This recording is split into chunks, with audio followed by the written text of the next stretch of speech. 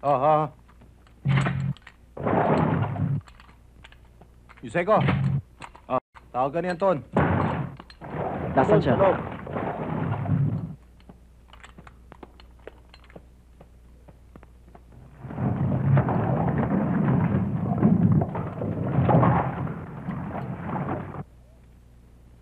Anton, tawag mo daw ako. Oo!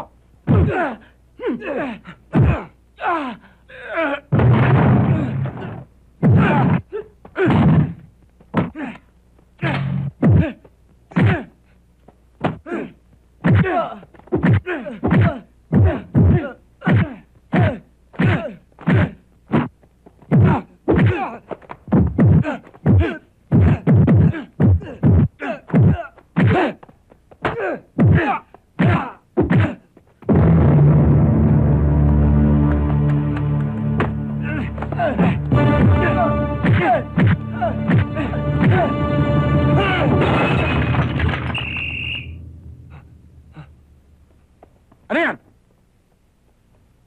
Halika kayo! Sa halip na 3 beses kami magdi-deliver, isa na lang. Dahil nalusaw ang lahat ng yelo. Hindi ko nga alam saan nagpupunta yan eh. Tinakot pa nga ako niyan eh. Bigla na lang akong inupakan. Para hindi ako makapagsumbong sa inyo. Totoo ho yung sinabi niya. Pero, siya ang unang umupak sa akin. Ikaw, kay bago-bago mo pa lang dito sa planta. Puro na ang ginagawa mo. Kung sa Bisaya, siga-siga ka. Dito sa Maynila, hindi ka pwede. Bukas, huwag ka na papasok. Bakit ho? Tanggal ka na sa trabaho. Pwede ho ba yun? Basta yun lang ako tatanggalin sa trabaho.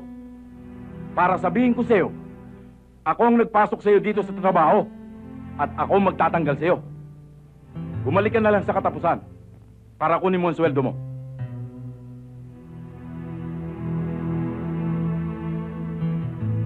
Oh, ano pa hinihintay mo? Alis na! Anton, simula bukas, ikaw na ang driver. Thank you, sir.